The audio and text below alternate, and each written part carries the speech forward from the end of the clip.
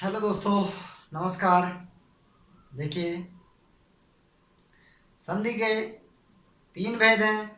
पहला स्वर संधि, दूसरा व्यंजन संधि और तीसरा विसर्ग संधि। देखिए, स्वर संधि के बारे में मैंने आपको पहले ही जानकारी दे दी है।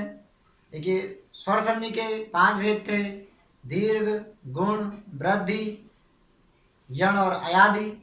उसी प्रकार व्यंजन संधि के भी सात भेद थे।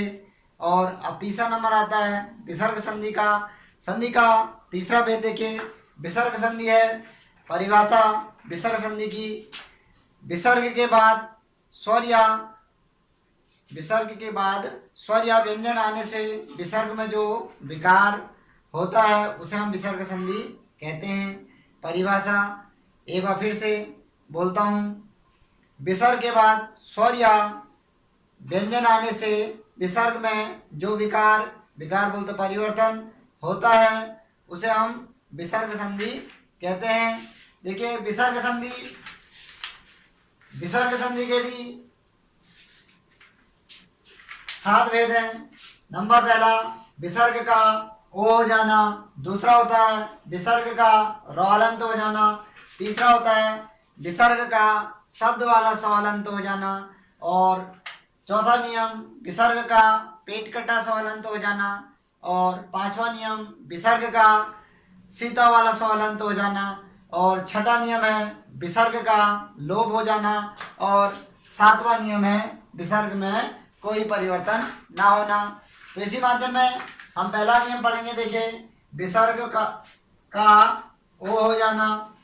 इसके अंतर्गत जितने भी उदाहरण आते हैं लगभग मैं आपको बताने जा रहा हूं। जैसे होता है मनोबल, इसका विच्छेद मनाधन बल होता है। दूसरा तपोबल,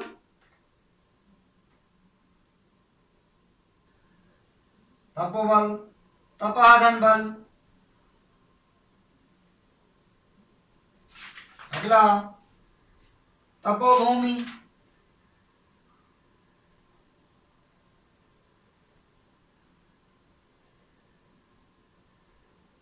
तपाधन भूमि। अगला मनोयोग,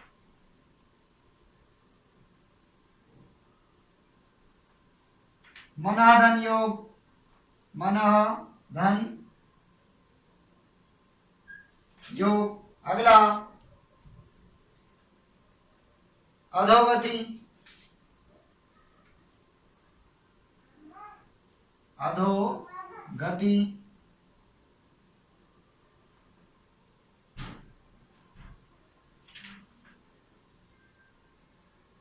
अधः धन गति। अगला मनोरथ,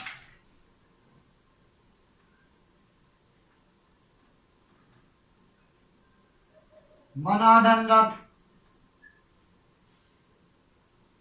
इसी क्रम में अगला रजोगुण, रजोधन गुण। अगला मनोरंजन,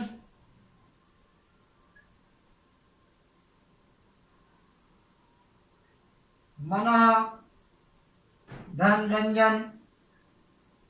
अगला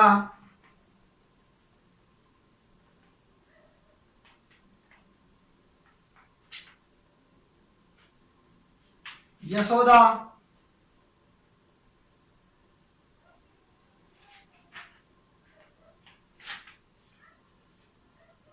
यशः धनदा बराबर यशोदा होता। देखिए,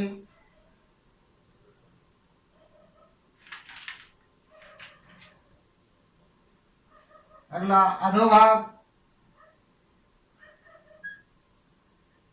अधो भाग। अधः धन भाग। देखिए ऐसे ही अन्य कई उदाहरण इसके होते हैं। ओ संबंधी नियम, इसको हम पहला नियम कहते हैं। माना देखिए पहला हमारा इसमें उदाहरण था माना धन बल, तो जो हो विसर्ग हमारा ये है, इसकी ओ की मात्रा बन जाती है, तभी जाके ये ओ हो जाता है, और कोई इसमें परिवर्तन ऐसा नहीं होता है। तो कोई भी ओ की ध्वनि जिसमें ओ की मात्रा यानी कि आती है संधि विच्छेद करने के बाद, और उसमें आगे से विसर्ग बन का आता है, विसर्ग लगता है, तो उसे हम विसर्ग संधि का ओ संबंधी नियम कहते हैं, और ये सभी उसके उदाहरण हैं। देखिए अब हम बात करते हैं विसर्ग संधि का दूसरा नियम रौड़ संबंधी नियम के बारे में। इसके जो उदाहरण होते हैं रौ अलंत संबंधी नियम इसे कहते हैं। निर्बल जैसे शब्द है, निर्बल, निर्बल में नियधन बल इसका संधि विच्छेद होता है। निर्मल,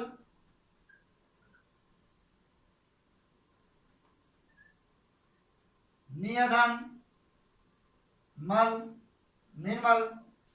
निर्जन,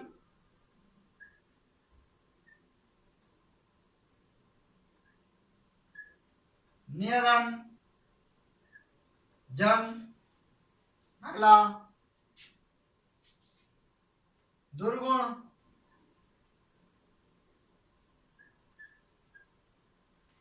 दुर्गुण में दुर्धन गुण, दुर्गुण। अगला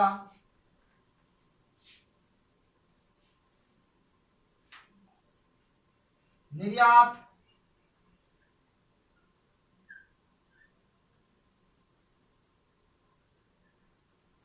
नियधन यात। अगला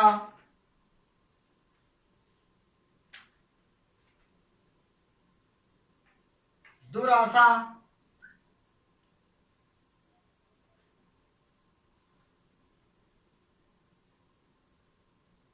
दुह प्लस आशा। अगला देखिए निराहार,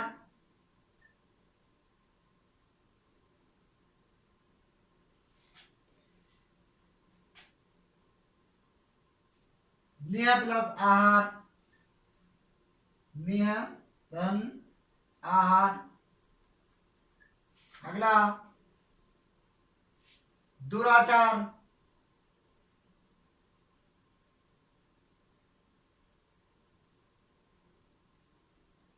दुह प्लस आचार। अगला देखिए ना दोस्तों, हम अब तीसरी बात करते हैं यानी कि विसर्ग संधि का तीसरा भेद सौ शब्द वाला सौ जो हलंत होता है। इसमें जैसे शब्द होते हैं निश्चल, निश्चल, निश्चल का जो संधि विच्छेद होता है नियधन चल।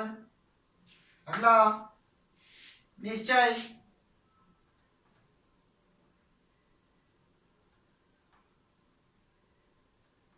निश्चय नियम धन चय। अगला निश्चल, निश्चल, निश्चल में नियम धन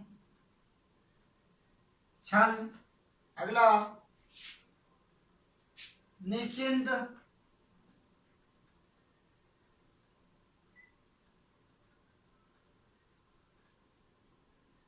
निश्चिंत का देखिए नियधन,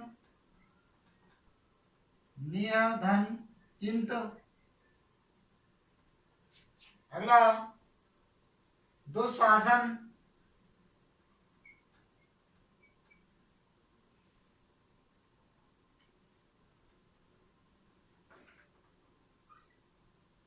दुस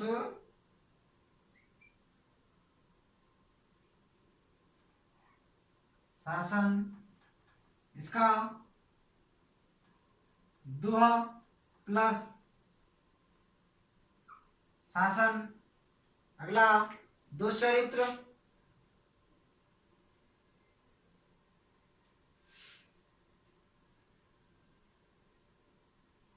इसमें दुह प्लस चरित्र। ये हमारे विसर्ग संधि के तीसरे भेद शब्द वाला स्वलंत, शब्द वाला सौ जो हलंत होता है उसके उदाहरण है। इसमें देखिए विसर्ग का स्वलंत यानी कि आधा सौ शब्द वाला बन जाता है, जिस आधे सौ को हम आपका बिना पीछे डंडे दिए हुए लिखते हैं। तो ये नियम इस प्रकार है। दोस्तों अब हम बात करते हैं विसर्ग संधि का चौथा नियम पेट कटा स्वलंत संबंधी नियम के बारे में। इसके उदाहरण में देखिए आपका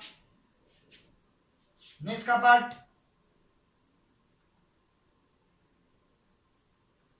निष्कपट का संधि विच्छेद निय धन कपट, निय धन कपट।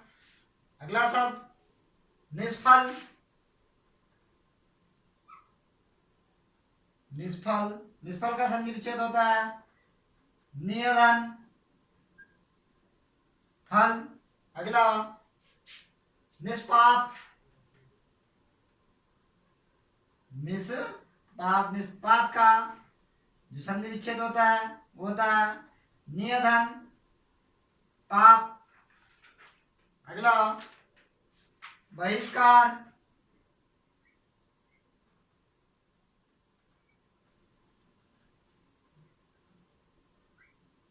बही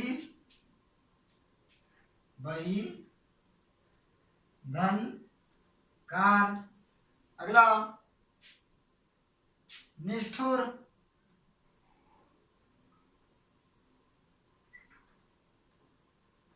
निय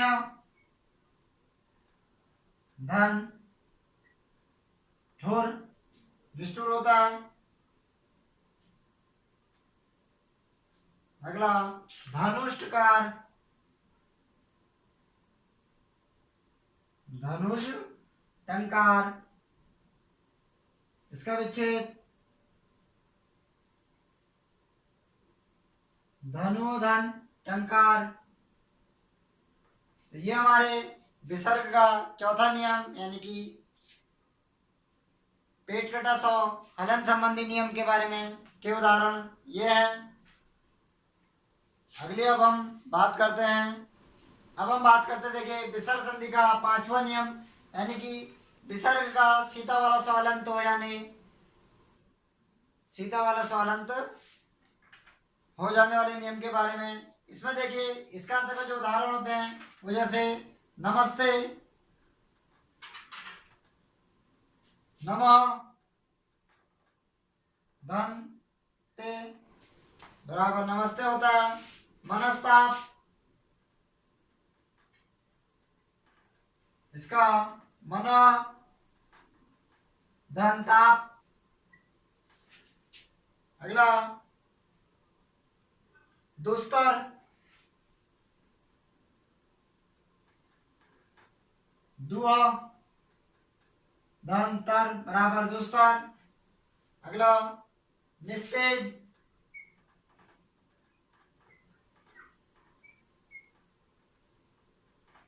निय धन तेज। अगला निसंताप, नि संस्ताप।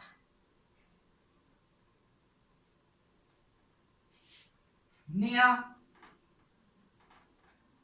धन संताप। अगला दुस्साहस,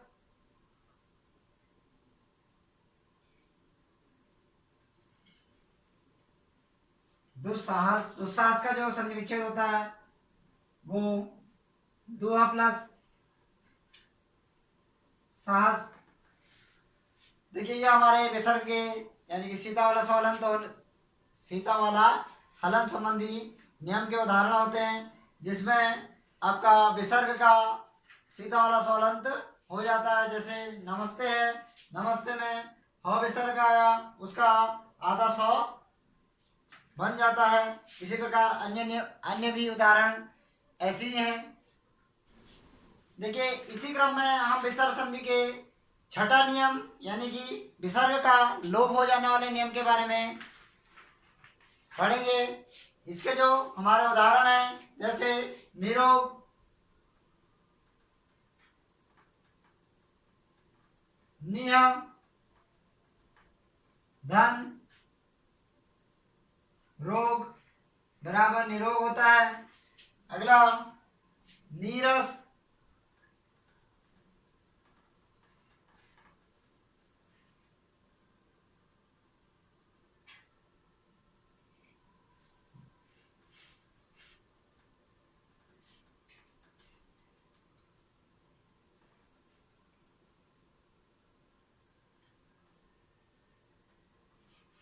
नीरस, निह प्लस रस। अगला अनुच्छेद,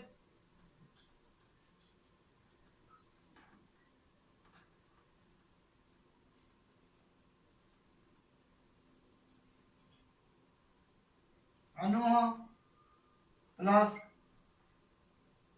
छेद। अगला छत्र छाया, छत्र छाया, छत्र धन छाया।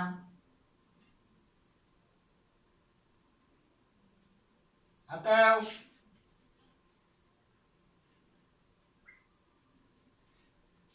अतः धन एव। देखिए यहाँ पे सोचने और समझने वाली बात इसमें एक यह होती है कि अनुच्छेद जैसा शब्द है ये हमारा व्यंजन संधि के चौ संबंधी नियम वाले में भी आता है। चौ संबंधी नियम के अंतर्गत और यहाँ के नियम के अंतर्गत यानी कि दोनों ही एक ही उदाहरण होते हैं। परंतु हमें कभी अगर ये क्वेश्चन हमसे कोई पूछता है या फिर एग्जामों में कहीं आता है तो उस समय हमें या तो दोनों ही ऑप्शन मिलते हैं या फिर व्यंजन या विसर्ग में से एक ऑप्शन मिलता है जो हमें चॉइस करनी पड़ती है। देखिए अनुच्छेद और छत्र छाया दो ही ऐसे शब्द होते हैं इसके जो दोनों ही संधि के अंतर्गत आते हैं, व्यंजन और विसर्ग दोनों संधि में। अन्य जो होता है आपका यानी कि लोप हो जाना, लोप हो जाने का अर्थ मतलब यह है कि इस विसर्ग का महत्व खत्म हो जाना, ये विसर्ग का महत्व खत्म हो जाना। तो देखिए जैसे निरोग है, नियधन रोग, तो ह विसर्ग खत्म होकर निरोग लिखा जाता है पूरा, यानी कि शब्द जैसा है वैसे का वैसे लिखा जाता है, लेकिन संधि विच्छेद में निह यानी कि विसर्ग आ जाता है। इसी को ही विसर्ग संधि का लोप कहते हैं।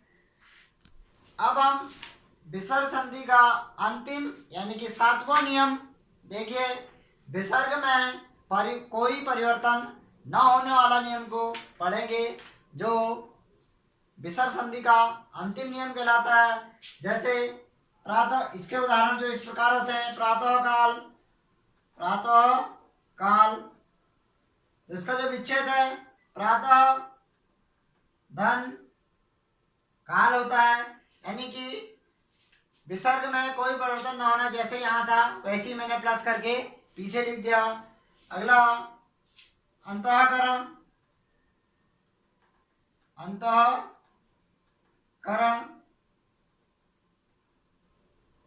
अंतःधन करण। अगला अंतःपुर, अंतःपुर संधि विच्छेद आता है, अंतः धन पुर। अगला अधोपतन, अधोपतन बराबर अधोधन पतन, अधोधन पतन। अगला दुशासन, दुशासन, दुह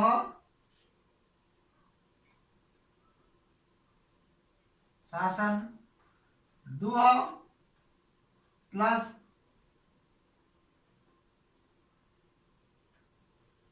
शासन।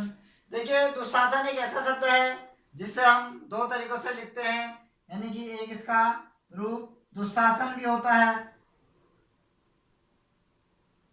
दु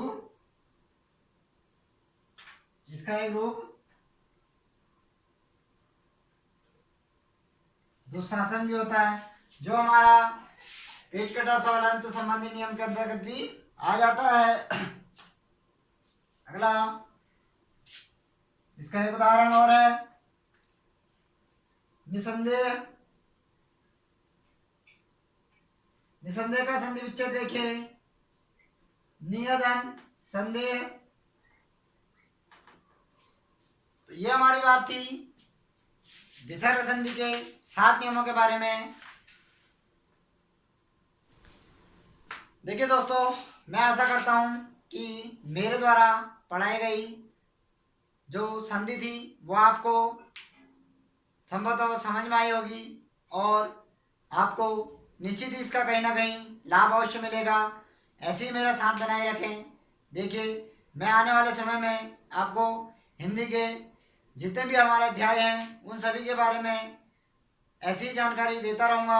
आप मेरे चैनल को अधिक से अधिक सब्सक्राइब कीजिए और लाइक कीजिए और ज़्यादा से ज़्यादा शेयर कीजिए अपने दोस्तों को, अपने छोटे भाई बहनों को, बड़े भाई बहनों को। जितना ही मेरी वीडियो को देखिए आप शेयर करेंगे उतना ही उन्हें भी को निश्चित ही लाभ मिलेगा।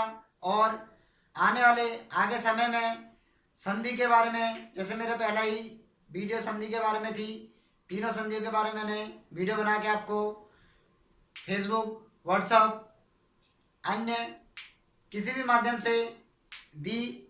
मैं आशा करता हूँ कि ऐसे ही मैं आपको नई नई हिंदी से नए नए जो चैप्टर हैं उनकी वीडियो बना के देता रहूँ और आप अपना प्यार मेरे ऊपर बनाए रखें। धन्यवाद। मेरी अगली वीडियो समाज के ऊपर आएगी। निश्चित ही आशा करता हूँ कि आप उस वीडियो को भी पूरा जरूर देखेंगे। धन्यवाद।